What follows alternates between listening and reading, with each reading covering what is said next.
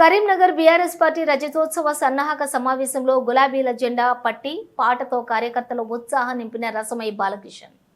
అనంతరం BRS party working president KTR మాట్లాడుతూ కార్యకర్తలు కష్టపడితేనే మేము ఇక్కడ ఉన్నాం, ఇక నుంచి మీకోసం మేం కష్టపడతామని, స్థానిక సంస్థల ఎన్నికల్లో ప్రతి ఒక్కరిని గెలిపించుకుంటామని తెలిపారు. మీకోసం గల్లీ గల్లీలో తిరుగుతామని, మీ గెలుపుకై మేము పనిచేస్తామన్నారు. అన్ని రకాలుగా మీకు అండగా ఉంటాం, మీరు గెలిచి వచ్చే విధంగా పనిచేస్తామని చెప్పి కూడా నేను మాటిస్తా ఉన్నా.